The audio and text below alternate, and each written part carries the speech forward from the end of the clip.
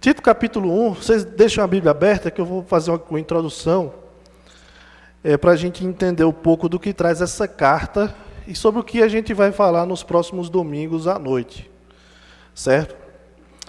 Eu vou começar fazendo uma pergunta. O que é ser igreja? O que significa ser igreja? Então nós vivemos numa época em que essa pergunta, o que é ser igreja, ela é respondida de várias maneiras. E há várias respostas que propõem uma redefinição do conceito de igreja para as pessoas. Em primeiro lugar, Natan vai clicando aí, que eu estou sem coisa aqui. Pode passar? Depois eu volto para esse ponto. O que é ser igreja? Pode passar. Em primeiro lugar, algumas pessoas respondem essa pergunta em termos de importância. Para algumas pessoas, a igreja é uma espécie de acessório. Neste caso, um acessório é um item que você pode ter ou não ter, né? É um item dispensável que, embora seja importante, você pode descartar. No caso da igreja, é um acessório. Você pode fazer parte dela ou não. Ela é importante, mas não é fundamental. Eu gosto de trabalhar esses conceitos de essencial e necessário, e a gente vai falar um pouco mais sobre isso quando a gente estiver falando sobre o versículo 7. Mas uma outra resposta que é dada a essa pergunta é em termos de redefinição. Por exemplo, algumas pessoas respondem que ser igreja tem a ver com o evangelho social.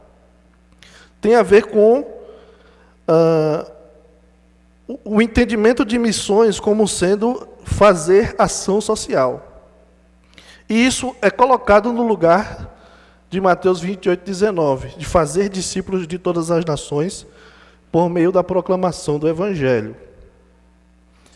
Então, nós podemos fazer ações sociais, somos chamados a fazer boas obras, mas essa é a missão da igreja no mundo?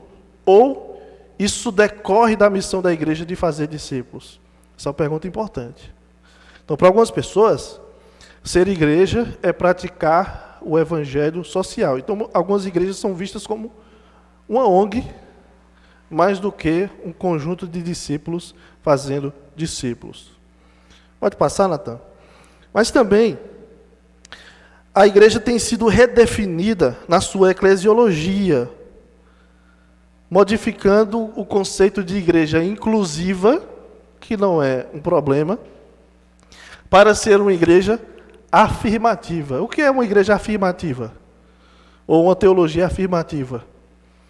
Ela não confronta os pecados do homem. Então, igrejas, por exemplo, que abrem espaço no seu estatuto, na sua membresia, para a aceitação da homossexualidade ou dos grupos LGBTQIA+.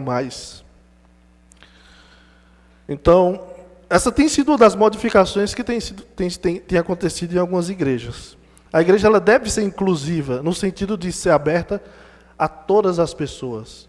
Mas ela não pode ser afirmativa no sentido de que você pode fazer o que você quiser e, ao mesmo tempo, ser parte do corpo de Cristo. Esse é o problema da teologia ou das igrejas afirmativas. Mas também há igrejas que têm focalizado suas ações em grandes estruturas, ao invés da simplicidade do evangelho e dos relacionamentos interpessoais. Igrejas têm sido fundamentadas em grandes estruturas, usando inclusive investimentos financeiros para manter grandes estruturas. Ao passo que a coisa mais simples do evangelho, que é pregar a Jesus, viver a vida no amor, a prática das boas obras, é suplantado. Também, nós vivemos numa época de grandes questionamentos acerca da liderança da igreja. Então, muitas pessoas... Pode clicar, Natan? Eu esqueci de dizer para você passar, pode passar agora? Mais um. Nós vivemos numa época também de redefinição da liderança da igreja. no sentido de que a liderança ela é relativizada. Então, dependendo da cultura, do ambiente em que se vive, do contexto em que se vive, a liderança pode ser adaptada à cultura. Então, nesse sentido, o que diz a Escritura, o que diz a Bíblia é relativizado e a cultura se torna a voz de Deus para a igreja. Então você tem vários tipos de liderança que não são bíblicas, mas que são aceitas no meio de uma igreja. Então, o título da nossa série, pode passar, Natan?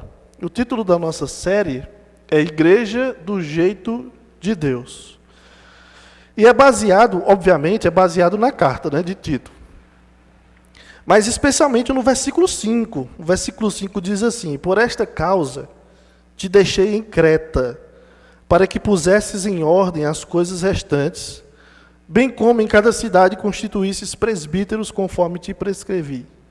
Então tem uma expressão aí, se você quiser grifar, se você não acha que é uma heresia grifar a Bíblia, você pode grifar essa expressão, que pusesses em ordem as coisas restantes. Essa é a principal tarefa de Tito naquela igreja em Creta. Colocar em ordem as coisas daquela igreja. Então, Paulo diz isso, né? Olha, deixei você em Creta para que você coloque em ordem o que ainda falta. Então, colocar em ordem tem a ver com organizar a igreja, tornar uma igreja como ela deve ser. Nesse sentido, existe um jeito de ser igreja. E não é o meu jeito e não é o seu jeito.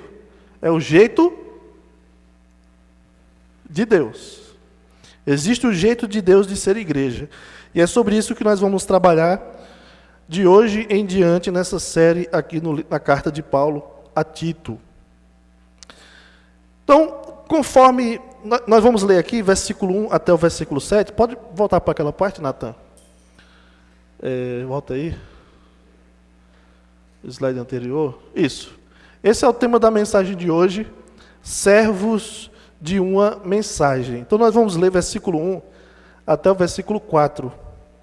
Tito 1, de 1 a 4, diz assim: Paulo, servo de Deus e apóstolo de Jesus Cristo, para promover a fé, que é dos eleitos de Deus, e o pleno conhecimento da verdade segundo a piedade, na esperança da vida eterna, que o Deus que não pode mentir, prometeu antes dos tempos eternos, e em tempos devidos manifestou a sua palavra, mediante a pregação que me foi confiada, por mandato de Deus, o nosso Salvador, a Tito, verdadeiro filho, segundo a fé comum, graça e paz da parte de Deus Pai e de Cristo Jesus, nosso Senhor. Amém. Eu não sei vocês, mas eu cansei nessa leitura aqui, porque não tem ponto. É do versículo 1 até o versículo 4, com as vírgulas, né? As vírgulas dão uma respiradinha, mas não tem um ponto para você dizer assim, né? É a cara do apóstolo Paulo. É só ler Efésios 1, do versículo 4, se eu não me engano, até o 14. Numa lapada só. Então, pode passar, Natan? Agora vai lá para frente. Olhando por cima. Ok. Então, conforme o versículo 4, a Tito, verdadeiro filho, segundo a fé comum, a carta ela foi escrita por Paulo e ela foi endereçada. A carta foi escrita por Paulo a Tito, né, que é descrito aqui como um verdadeiro filho na fé. Tito era grego, de acordo com Gálatas 2 e 3. Era um gentio, não era um judeu. Era grego. E estava bem ambientado com a ilha de Creta. E depois eu vou falar um pouquinho mais sobre, talvez na próxima mensagem, falar um pouquinho mais das características dessa ilha, do tipo de pessoa que tinha lá. Alguns dizem até que a palavra cretino vem de lá. Mas eu não sei se é verdade. Mas revela um pouco do estilo de vida que eram aquelas pessoas de Creta. Tem muito a ver, né, a palavra, na verdade. Mas Tito é um dos companheiros de confiança do apóstolo Paulo, E ele é chamado aqui no versículo 4 de verdadeiro filho segundo a fé comum. Que provavelmente pode ser uma descrição de Tito como um filho na fé. Ou seja, Tito pode ter sido evangelizado pelo apóstolo Paulo e ter se convertido através do ministério de Paulo. Ou a expressão filho na fé pode se referir apenas como Tito sendo um pupilo, um discípulo de Paulo, que ambos compartilhavam aí, de acordo com o versículo 4, da mesma graça e paz da parte de Deus Pai e de Cristo Jesus, nosso Salvador. Tito foi enviado, é interessante a confiança que Paulo tinha em Tito, assim como tinha em Timóteo. Eram dois homens, ou dois jovens, que estavam sempre junto do apóstolo Paulo em suas viagens, e eram colocados para missões importantes, missões de confiança. Uma dessas missões de Tito, por incumbência do apóstolo Paulo, foi averiguar a situação da igreja de Corinto. Vocês sabem que a igreja de Corinto era uma igreja problemática, certo? Então, 1 Coríntios, Paulo escreve para tratar de problemas na igreja, certo? E Paulo envia Tito para aquela igreja de Corinto para ver como é que estava a situação daqueles irmãos, a situação espiritual, saber notícias deles. Além de também levantar uma oferta para ajudar irmãos que estavam necessitados lá em Jerusalém. Só que quando Tito volta de Corinto, ele expõe a situação para o apóstolo Paulo. Diz, olha, a situação lá está difícil. Pessoas difíceis. Gente que não está sendo submisso ao seu apostolado. Está questionando a sua autoridade. E aí Paulo escreve a segunda carta de Coríntios, 2 Coríntios, e essa carta foi levada através de Tito, né, para aquela igreja, que era uma forma também de preparar aquela igreja para receber o apóstolo Paulo depois. Se você ler 2 Coríntios com calma, você vê como Paulo está assim, triste com aquela igreja. Porque aqueles irmãos questionam a sua autoridade, diz que ele é um missionário fraco, que só sabe falar pelas cartas, mas que pessoalmente é fraco, é mole, não tem autoridade. Pode ler essa carta que você vai ficar com pena de Paulo. 2 Coríntios. Então Tito, ele vai meio que para preparar o caminho para que aquela igreja forme um ambiente espiritual, né, para receber o apóstolo Paulo sem maiores problemas. E Paulo envia Tito porque vê Tito como alguém capaz, sábio e diplomata para tratar com a situação naquela igreja. Ou seja, Tito era uma pessoa, vou repetir, capaz, sábio e com um bom jogo de cintura para lidar com lideranças, possíveis lideranças na igreja, ou com possíveis pessoas possivelmente problemáticas na igreja.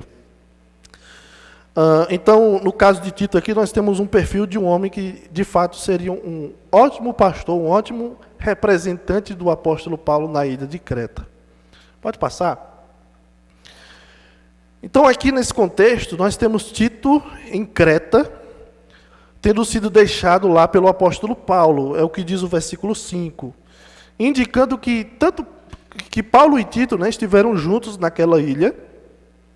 Talvez aquela igreja foi evangelizada por Paulo, e Paulo e Tito, e Paulo deu a incumbência de Tito de tocar a liderança da igreja dali em diante. Isso deve ter acontecido após o primeiro aprisionamento de Paulo em Roma, por volta aí do ano 63, depois de Cristo. A missão de Tito, então, perdão.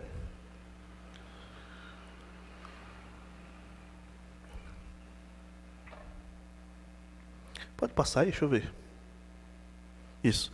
A missão de Tito era de organizar a igreja como um representante direto do apóstolo Paulo. Eu falei sobre isso quarta-feira aqui no culto. Basicamente, o que Paulo fazia era evangelizar uma cidade, um local, passava pouco tempo, e de alguma forma Paulo buscava formar liderança para aquelas igrejas. Isso já nos diz muito sobre a importância de uma liderança de uma igreja. Eu estava lendo essa semana uma apostila sobre plantação de igrejas. E, na verdade, o nome não era plantação de igreja, né? Era outro nome. Mas dizia o seguinte, olha, o processo de fundação de uma igreja e tal, começa com um ponto de pregação. Quando esse ponto de pregação, ele encorpa, então se torna uma congregação. Depois que essa congregação toma mais corpo, se torna então uma igreja. Aí ela dizia assim, então é nesse momento que a igreja, né, vai escolher a sua liderança, formar a sua liderança. Ou seja, alguém vai se tornar pastor daquela igreja a partir do momento em que ela se torna igreja. Mas esse é um problema. Esse é um problema. E Paulo não concorda com isso. Para o apóstolo Paulo, desde o início, aquela pequena igreja ali precisa de uma liderança. De alguma forma. Eu sei que quando a gente pensa em pastorado, a gente pensa também muito em recursos financeiros, né? Então, mas é difícil manter um pastor aqui, tal. Mas, de alguma forma, é necessário que, desde o início do pequeno trabalho, tenha uma liderança pastoral tocando o trabalho da igreja. E a gente vai ver quanto isso é importante e seria importante para a igreja em Creta. Então, a tarefa principal de Tito era colocar as coisas em ordem na igreja. E, para isso, Tito recebeu orientações específicas sobre o tipo de liderança que a igreja deveria ter. Olha, escolha tais líderes que sejam assim, a fim de que a igreja fosse capaz de se defender dos falsos líderes, dos falsos pastores. É necessário que uma igreja tenha uma boa liderança sólida na palavra, para ajudar a igreja, né, para pegar o cajado e botar o lobo para correr, não é isso? Então, eu lembro de uma situação que chegou na nossa igreja lá em Barbalha, no Ceará, um camarada com as ideias meio doidas, né? Aquelas ideias, né, dizendo que a Bíblia, a versão correta da Bíblia era a corrigida fiel e as outras são do Satanás, né? No caso a minha aqui agora, vixe Maria, já vou de tobogã, né? Aí ele dizia isso. Aí uma vez ele foi lá na igreja, foi falar com o pastor lá. Eu falava logo com o meu pastor, que é bem mansinho. Aí o pastor, olha, não quero você aqui não sei o que. Enfim, nunca mais esse cabo apareceu lá. Esse cabo depois foi visto xingando o cobrador de Topic, né? A gente chama Topic lá no Ceará, que é a van aqui. Xingando as pessoas com os palavrões mais feios do mundo. Então, era um verdadeiro falso profeta ali. Verdadeiro falso profeta, né? Se eu puder fazer o trocadilho aí. Então, pastores têm que ser pessoas capacitadas por Deus, biblicamente, para combater o falso ensino e não deixar que o falso ensino macule a igreja. Então, por isso que é importante uma liderança na palavra, né? Então, uma das coisas que Tito deveria se preocupar é estabelecer uma liderança bíblica, combater o falso ensino, fazer com que os irmãos tivessem um estilo de vida baseado no Evangelho, na sã doutrina. Você vai ver muita palavra sensato aqui em Tito. Ter uma vida sensata, justa, piedosa.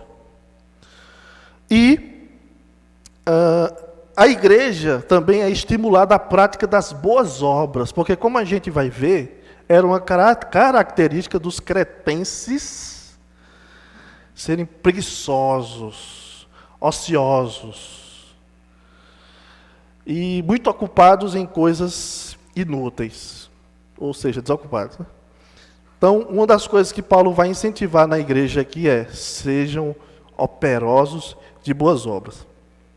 Se a gente fosse fazer um checklist, seria da seguinte maneira: o checklist de Tito. Primeiro, estabelecer uma liderança bíblica. Segundo, calar os falsos líderes. Terceiro, ensinar o evangelho ou a sã doutrina para que seja praticado no dia a dia. Olha que interessante, capítulo 2, versículo 1. Tu, porém, fala o que convém à sã doutrina. Está vendo aí? Fala o que convém à sã doutrina. Aí daí em diante ele vai dizer, vocês idosos, homens idosos, mulheres idosas, jovens, rapazes, moças, vai falar do comportamento deles. Um comportamento baseado no quê? Na sã doutrina. A gente estuda a Bíblia, estuda a doutrina, para ser moldado, para ter um coração moldado, mas também para ter um comportamento diferenciado. Tá bom? Então, também em quarto lugar, no checklist de Tito, né, ele deveria marcar lá, estímulo às boas obras. Basicamente, né, são essas 4 coisas aí que Tito deveria se ocupar enquanto estivesse naquela igreja. Ele deveria andar com uma folhinha, escrito lá, estabelecer uma liderança bíblica, e marcar, liderança bíblica. Calar os falsos líderes, já calei, já mandei um isso embora. Já mandei 4 para a Caixa Bozol, para não sei para onde. Terceiro,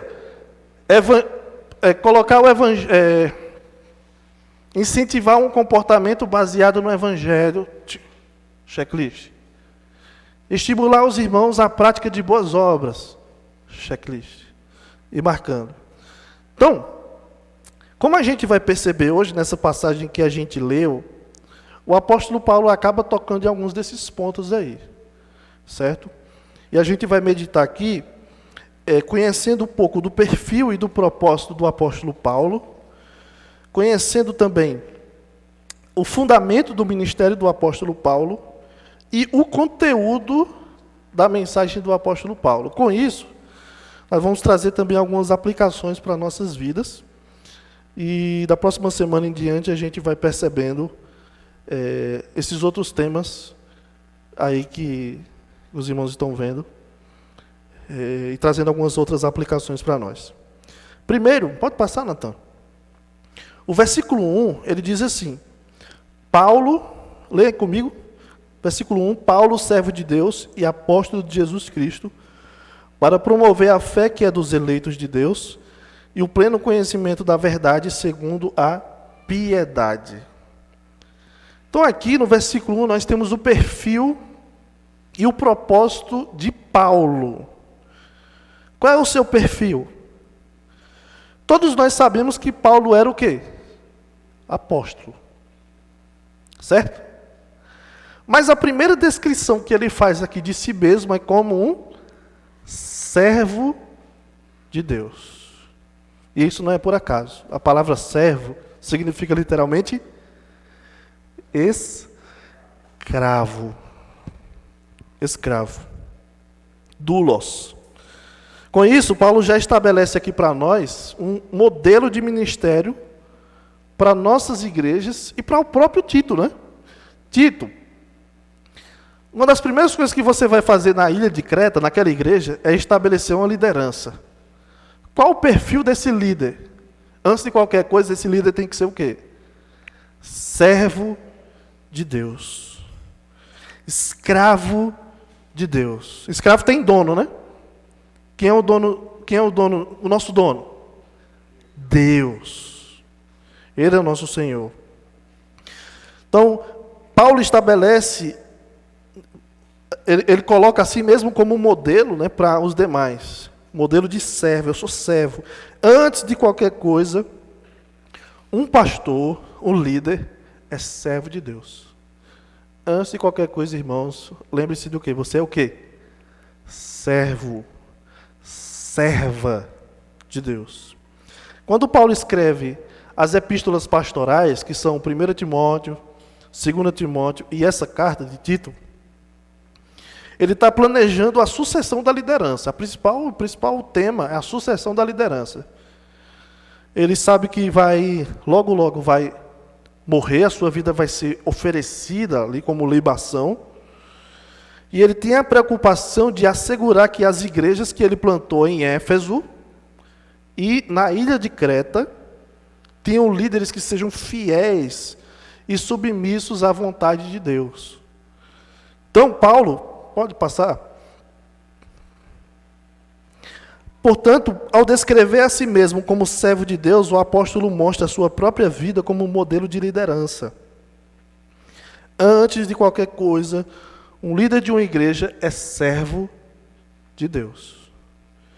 Isso precisa ser muito bem enfatizado por nós, especialmente numa época em que as pessoas querem estabelecer um reino com uma igreja.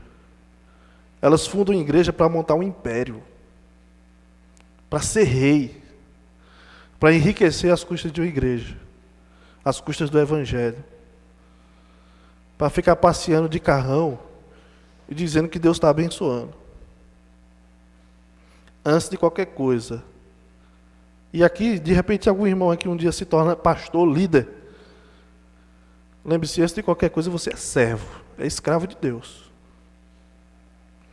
Segundo lugar, Paulo descreve a si mesmo como apóstolo de Jesus Cristo. A palavra apóstolo significa enviado. Essa palavra, hoje em dia, ela está muito esvaziada, né? Tem até Você sabe que tem os apóstolos, né? Hoje em dia. Apóstolo não sei quem, apóstolo não sei qual. Aí tem o pai apóstolo. Já ouviram falar? Tem o pai apóstolo. Pois é, depois procurem aí, o doido aí. Mas tem um pai apóstolo, que assim, isso não é um pai não, é um prefeito, né? Um caba desse, isso é um prefeito. É uma pessoa maravilhosa. Mas, a palavra apóstolo, ela tem dois sentidos no Novo Testamento. O primeiro sentido, da palavra apóstolo, é aplicada aos primeiros plantadores de igreja. E essa palavra, ela é aplicada também a Barnabé. Barnabé é chamado de apóstolo. Só que você não lembra de Barnabé nos 12 lá, né? Mateus, João, né? Tiago. Barnabé, você não vê isso lá, né? Não tem. Mas por que Barnabé é chamado de apóstolo? Porque ele foi enviado. Certo? O sentido lá é de alguém que foi levantado para plantar igrejas. Esse é o primeiro sentido que aparece na Bíblia. Mas tem um segundo, que é o mais comum, Natan, que é usado em referência àqueles que foram testemunhas oculares de Jesus e cujo testemunho deles é o alicerce da igreja, é o fundamento da igreja. O que é um apóstolo na Bíblia? Aquela pessoa que viu Jesus face a face, que viu Jesus, principalmente o Jesus ressurreto. Andou com ele e o viu ressurreto. E ele se torna, de acordo com Atos 1:8, testemunhas destas coisas. Então eles vão testemunhar dizendo para todas as pessoas, olha, o Messias veio, nós o vimos, ele viveu entre nós, ele morreu, foi sepultado e ressuscitou ao terceiro dia. Aí o camarada vai dizer, é mentira isso aí. Não é mentira não, eu vi. Eu comi com ele. Aí o outro, eu também vi. Eu comi com ele. A gente jantou junto. Né? Então, neste último caso aqui, né, usado em referência àqueles que foram testemunhas oculares, ou nesse primeiro caso, em um ou no outro, o apóstolo Paulo se encaixa, porque o apóstolo Paulo era enviado de Deus, ao mesmo tempo ele foi uma testemunha ocular de Jesus. Ele mesmo viu Jesus, né? Quando ele estava a caminho de Damasco para prender cristãos, né? Paulo viu a Jesus. Ele viu a Jesus em outros momentos também. E ele mesmo descreve. Então, os apóstolos, quando a gente fala dos apóstolos, tem os 12, né? No caso, Judas foi substituído por Matias, de acordo com Atos 1:15. Mas inclui aí um 13º apóstolo, né? Que é o apóstolo Paulo, como uma testemunha ocular da ressurreição de Jesus. Você não vê nenhum tipo de apóstolo desse nos dias de hoje. Vê? O pessoal, uma vez diz, eu vi Jesus, né? Eu vi Jesus, eu vi. Também vi. Maria de Jesus está aqui, né? Maria de Jesus está aqui, eu vi ela aqui. Mas ninguém é uma testemunha ocular da vida de Jesus, da sua ressurreição. Nós cremos na ressurreição pelo testemunho das Escrituras. Não tem necessidade de apóstolos hoje. E não haveria por quê? Porque os apóstolos tiveram como principal missão iniciar a igreja do Senhor. O que eles fizeram muito bem no início. E daí em diante, quem é que ia tocar a igreja do Senhor? Liderança. Igrejas plantadas vão plantar igrejas. Então, o mais importante aqui é que o apóstolo Paulo ele não se fez apóstolo como as pessoas fazem hoje. Ele foi designado por Cristo. Ninguém que simplesmente se insurge como apóstolo, é de fato apóstolo. E eu diria o mesmo de pastores. Ninguém que se auto-intitula pastor, é pastor. De hoje em diante eu sou pastor. Eu já falei para vocês de uma propaganda que eu vi no Facebook, né? No Facebook agora, no Marketplace. Você está procurando uma coisa para comprar lá, né? Eu quero uma chinela, uma chinela velha usada. 5 anos de uso. Aí você procura lá, né? No Marketplace. Mas também agora tem umas propagandas. Até spam. Aí outro dia eu vi uma propaganda assim, procurando... a sua igreja não lhe reconhece como pastor.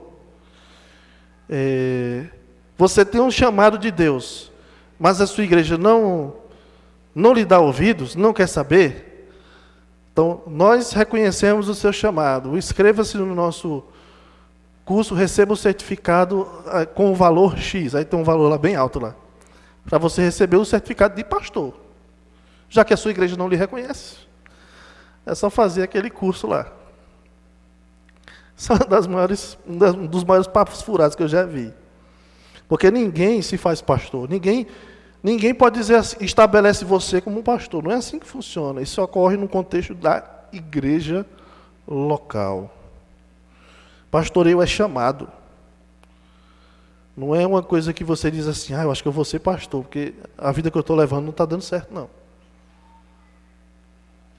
Eu já vi pessoas indo para o seminário, porque não conseguiu passar em vestibular. Eu vou para o seminário porque não está dando, não.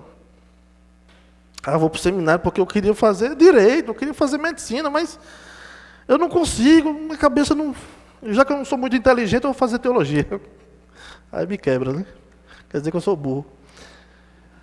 Mas, para muitas pessoas, o chamado para ser pastor é isso. Para ser líder é isso. Mas não, o chamado de Deus. E se você não tiver paixão por isso, não vá, porque é cilada. Então, Paulo faz uma breve descrição aqui de seu perfil como servo e apóstolo. E agora ele descreve também o seu propósito. Ele é servo e apóstolo, de acordo com o versículo 1, para quê? Veja que tem um para promover. Olha o versículo 1 diz, para promover a fé que é dos eleitos e o pleno conhecimento da verdade segundo a piedade. Então, em primeiro lugar, qual é o propósito de Paulo? Promover a fé aos eleitos de Deus. Promover fé aos eleitos de Deus. A NVI, a nova versão internacional, traduz assim, para levar os eleitos de Deus à fé.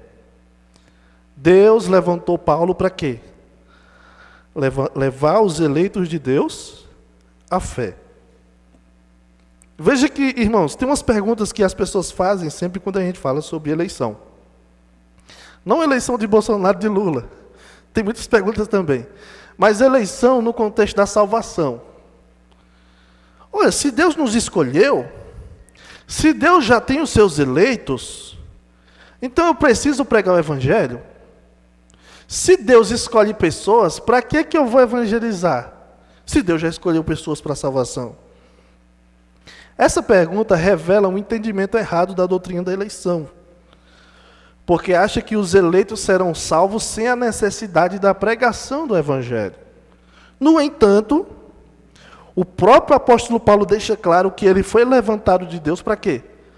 Pregar o Evangelho, e isso fará com que os eleitos de Deus venham a crer no Evangelho. Deus deu uma mensagem para Paulo, o que é que ele vai fazer? Não, Deus vai salvar de qualquer jeito. Não tem uns índios? Deus vai salvar, não preciso pregar. Já pensou se os irmãos que estão lá no norte pensassem assim, lá no Amazonas? Missionário Ronaldo Lindório, que foi curado agora do câncer, graças a Deus, trabalhando ali, no na região do Amazonas, a missão Novas Tribos, trabalhando entre os índios. Imagine se eles pensassem assim, não, Deus vai salvar de um jeito ou de outro. Deus não salva de um jeito ou de outro. Deus salva por um jeito, a pregação do Evangelho. A fé vem pelo ouvir, e o ouvir da palavra de Deus. Então nós podemos ver isso como um incentivo para o evangelismo. Paulo foi escolhido para promover fé aos eleitos de Deus. Deus tem seus eleitos, eu creio assim também, porque a Bíblia diz. Qual é o incentivo aqui então? Deus tem seus eleitos, aqueles que serão chamados. E tudo que eu preciso fazer então é pregar para que eles venham a crer no Evangelho. Porque a pregação é imprescindível para que eles venham a crer. Se eu pregar, haverá conversão.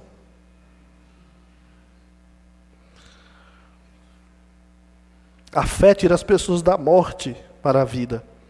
Efésios 2:1 diz: Ele vos deu vida, estando vocês mortos nos vossos delitos e pecados. Deus nos deu vida. Nós andávamos nos delitos e pecados. Nós fazíamos a vontade da carne. Nós fazíamos a vontade dos pensamentos. Pela nossa natureza pecaminosa, nós éramos filhos da ira. Nós éramos filhos da ira de Deus. Nós estávamos à beira da condenação eterna. Aí tem uma expressão que é maravilhosa, em Efésios 2. Eu acho que é no versículo 4. Ele diz, olha, nós andávamos fazendo a vontade da carne e dos pensamentos. A nossa inclinação era para o mal. Nós éramos escravos do pecado. Aí ele diz, todavia, mas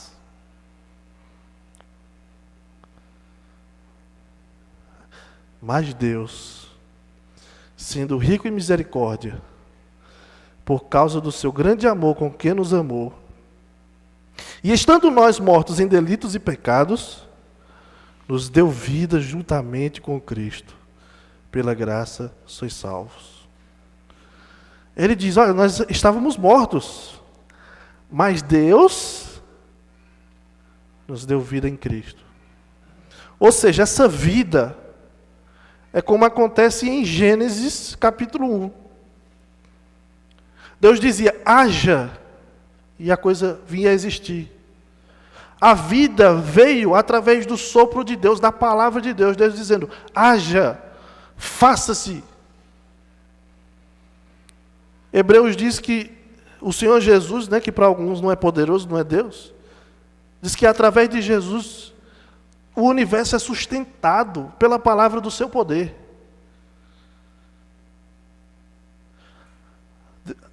Quando Deus pronuncia as palavras, acontece vida. Vidas surgem. Nós estávamos mortos em delitos e pecados. O que nos tirou da lei? A pregação do Evangelho. Sim, Deus escolhe pessoas para a salvação. Mas essas pessoas não virão a crer se não ouvirem o Evangelho.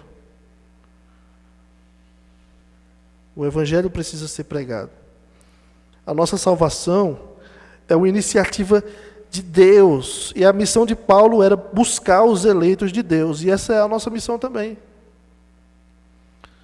Quais são os eleitos de Deus? Eu não sei. Qual é a minha missão? Eu vou tentar descobrir agora. Como é que a gente descobre os eleitos de Deus? Vamos pregar. Vamos lançar semente, vamos ver onde nasce. Segundo lugar, o propósito de Paulo era promover o conhecimento que leva à piedade. Essa expressão é interessante. Essa expressão é interessante porque o primeiro diz respeito a conduzir pessoas à fé, à salvação, à conversão. O segundo diz respeito a conduzir pessoas salvas à piedade, a um viver santo, um viver piedoso. E é interessante que Paulo contrasta aqui verdades, ou melhor, com as mentiras que eram ensinadas pelos falsos mestres. Os falsos mestres ensinavam doutrinas que geravam comportamentos depravados. Ele vai dizer isso no versículo 10 e versículo 11. Mas o ensino verdadeiro, a verdadeira doutrina, a verdade, nos leva não a um comportamento depravado, mas uma vida piedosa, a um comportamento santo, um caráter divino. Seguir a verdade nos leva a uma vida de palavras, ações e pensamentos transformados. E a ideia da palavra piedade é justamente esse jeito de viver espiritual, um jeito de viver santo. Se você ver lá no capítulo 2, versículo 11 e 12, Paulo nos diz que a graça de Deus, a graça que nos salva, é uma graça que nos leva a uma maneira de viver santa, aliás, uma maneira de viver sensata, justa e piedosa. Uma pessoa que foi salva por Jesus não pode viver como se não fosse salvo por Jesus. Essa não é a graça de Deus. E a pessoa que tem um comportamento depravado e diz, não, mas eu criei no Evangelho, então eu sou salvo para sempre. Cuidado. Você vai para o inferno crendo que é crente. Crendo que é salvo. Porque você creu em outro Jesus, não no das Escrituras. O Jesus da Bíblia, ele transforma o nosso coração, transforma o nosso caráter. Há muitos crentes com um viver assim, que maculam a imagem do Evangelho. Só você escuta a pessoa falar, já macula a imagem do Evangelho. Você vê o comportamento da pessoa, já estraga a mensagem do Evangelho. O Evangelho nos transforma por inteiro. O salvo não foi apenas salvo. O seu estilo de vida foi mudado. E Paulo tinha como propósito promover isso. Um conhecimento da palavra de Deus que leva a um viver santo, piedoso. É o discipulado. Depois que a pessoa se converte, a pessoa faz o quê? Ela precisa ser acompanhada, abraçada, ensinada a crescer em Cristo. A nossa preocupação também não deve ser a de encher a igreja de pessoas. A nossa preocupação como igreja não deve ser a de encher essas cadeiras aqui de pessoas que professam crer. Nós devemos orar e pedir a Deus e agir para ver aqui cristãos genuínos, produzindo frutos por meio de um viver santo e piedoso. Nós queremos ver pessoas sendo salvas, mas queremos ver vidas transformadas. Do dia que se converteu em diante. A igreja do jeito de Deus, ela tem discípulos, não meras profissões de fé. Não, a igreja do jeito de Deus, ela tem discípulos, não pessoas que simplesmente levantaram as mãos dizendo crer. Ela tem discípulos, e a igreja trabalha para isso. Para formar o caráter de Cristo na vida das pessoas. Esse era o trabalho de Paulo. Esse é o nosso também. segundo lugar, o fundamento do ministério de Paulo está no versículo 2. Eu vou tentar andar mais um pouco aqui para não ficar muito demorado. Versículo 2 diz assim: na esperança da vida eterna que o Deus que não pode mentir prometeu antes dos tempos eternos. O ministério de Paulo é baseado em quê? Se apoia em quê? Qual é o fundamento para que Paulo trabalhe em prol da fé dos eleitos e pela verdade que leva à piedade? O fundamento é a esperança da vida eterna. Uma outra versão, deixa eu ver aqui. Bom, pulei aqui, mas vamos lá. Em outras palavras, os objetivos de Paulo não são motivações egoístas. Hoje se fala muito em plantação de igrejas. Plantação de igrejas é um termo um pouco mais recente, né? Quando a gente se fala de estabelecimento de comunidades, de igrejas. Antigamente falava-se mais sobre criar uma congregação. Começar um trabalho. Era assim, né? Começar um trabalho. Até é estranha essa expressão para mim hoje em dia. Vou começar um trabalho. É até macumbeira, mas tudo bem. Vou fazer um trabalho ali. Enfim, brincadeira. Mas hoje se fala muito em plantação de igrejas. E algumas pessoas entram nesse campo com intuitos pessoais, meramente pessoal.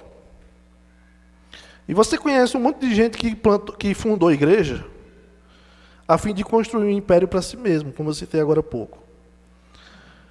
O fundamento de Paulo, do ministério de Paulo, não era motivado por questões pessoais e egoístas. Ele tinha uma esperança, uma convicção de que Deus dá vida eterna a pessoas que creem em Jesus. Baseado nisso, o que é que ele fazia? Ele era servo de Deus, apóstolo de Cristo, para promover a fé dos eleitos e o conhecimento da verdade que leva à piedade. Paulo tinha uma mensagem, uma crença, uma esperança, e essa era a sua motivação. Por que eu faço o que eu faço? Porque eu tenho uma esperança da vida eterna. O ministério de Paulo tinha a ver com ministrar pessoas. Isso tem consequências eternas. Paulo trabalhava por motivações eternas. As nossas ações têm consequências eternas. E o fundamento do nosso serviço também deve ser a esperança da vida eterna. Nós desejamos que pessoas recebam a vida eterna, que foi prometida por Deus na eternidade, a todo aquele que nele crê. A vida eterna, que é uma vida plena, abundante, para todo sempre, é oferecida por Jesus a todo aquele que nele crê e se arrepende dos seus pecados. Jesus diz: quem crê tem a vida eterna. Ele não diz terá. Quem crê tem a vida eterna. É uma realidade presente. É uma realidade presente a vida eterna. E Paulo diz que Deus não pode mentir.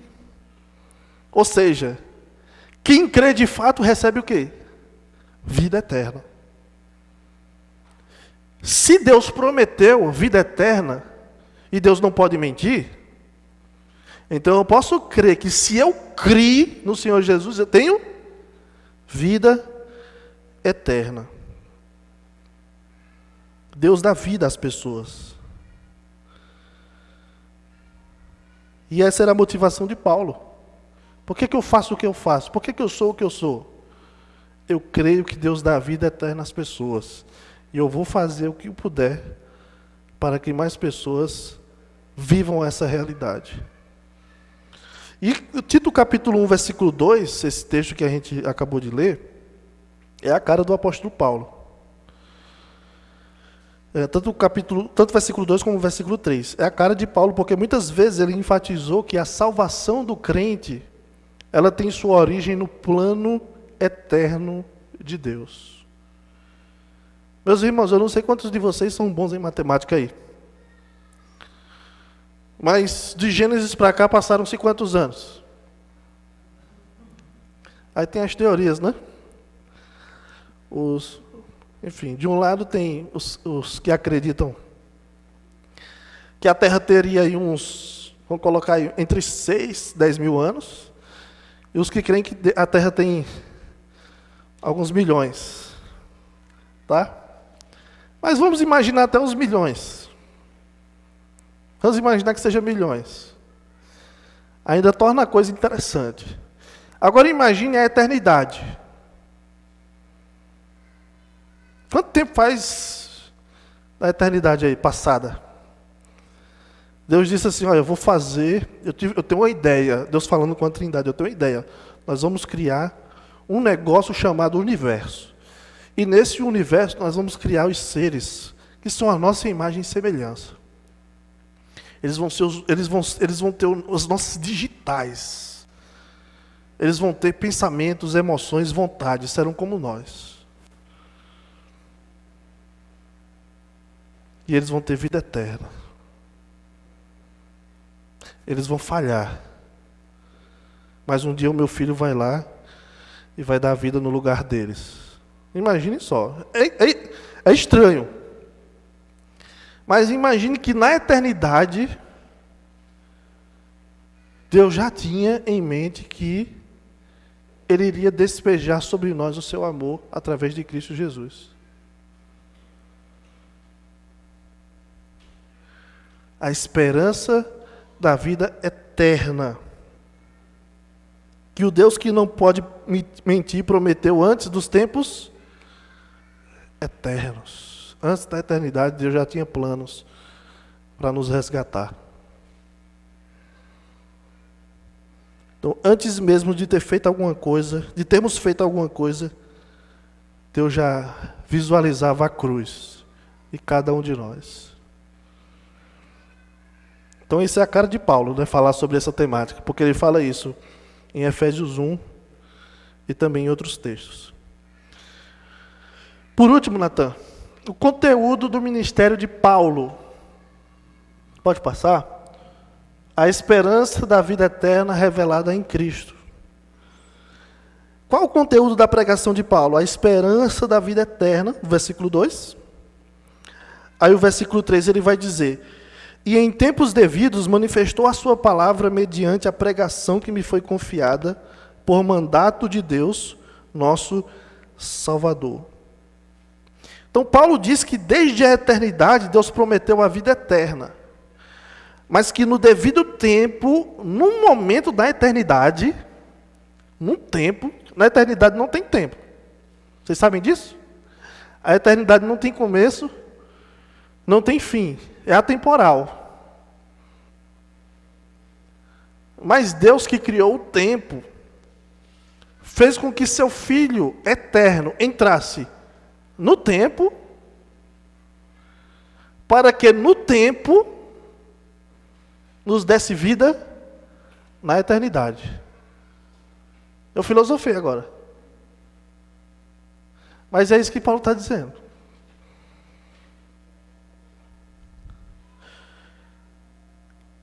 A vida eterna, que é revelada na pregação de Paulo, né?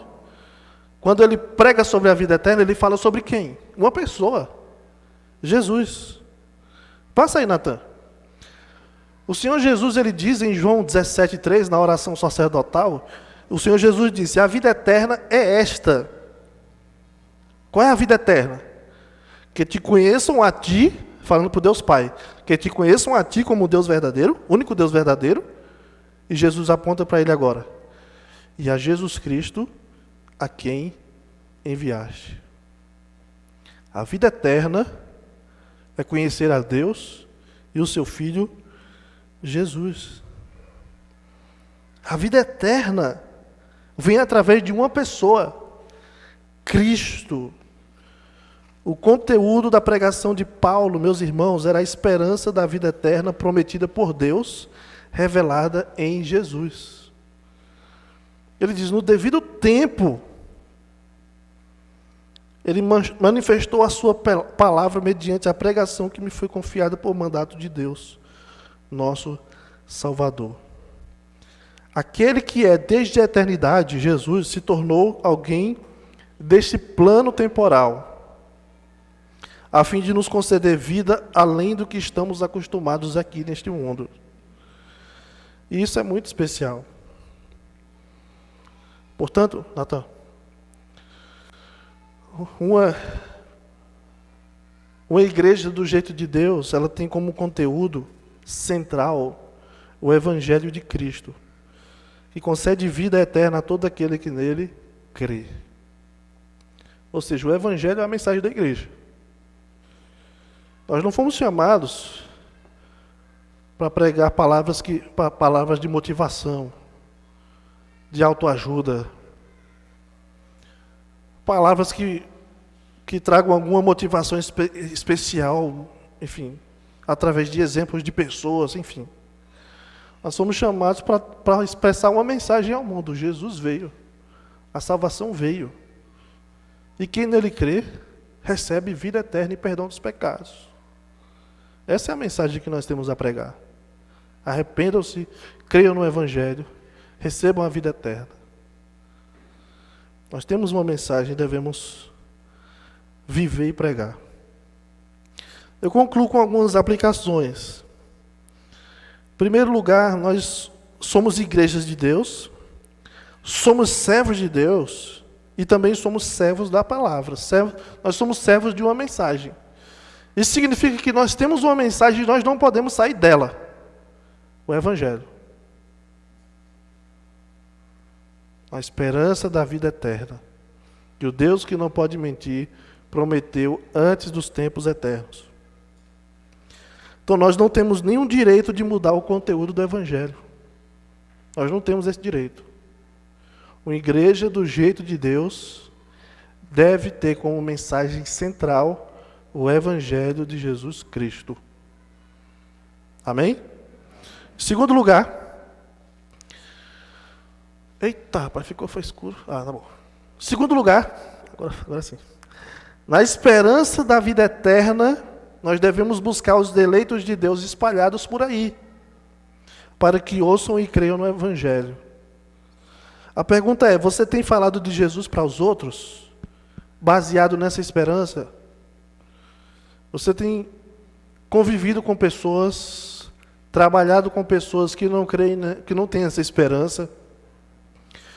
Você tem estudado com pessoas que não têm essa esperança? O que você está esperando para comunicar que há esperança? E essa esperança foi prometida desde a eternidade. E Deus não mente. Se você crê, você recebe vida eterna. Então, você tem falado de Jesus para os outros? E, por fim,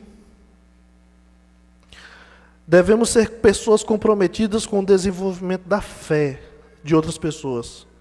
Não apenas com a profissão de fé. Ou seja, nós não queremos apenas ver conversão num dia, numa noite. Nós queremos ver mudança de vida. A pergunta é, como você tem ajudado a seus irmãos a crescerem na fé? Você de alguma forma tem contribuído para que outras pessoas cresçam em Cristo? Tem ajudado alguém a crescer na fé? Tem compartilhado a palavra com alguém que é crente para que ela cresça na fé? Tem instruído alguém para que ela cresça na fé? Tem dado palavras de encorajamento para quem está sofrendo pressões por causa da fé? O que você tem feito por outros irmãos? A missão de Paulo era levar fé aos eleitos e promover o conhecimento da verdade que leva à piedade. Ou seja, nós queremos ver conversões. Eu quero. Mas nós precisamos também cuidar uns dos outros para ver pessoas constantemente transformadas, mais piedosas, mais parecidas com Jesus. Você tem trabalhado para isso? Tem feito alguma coisa para isso?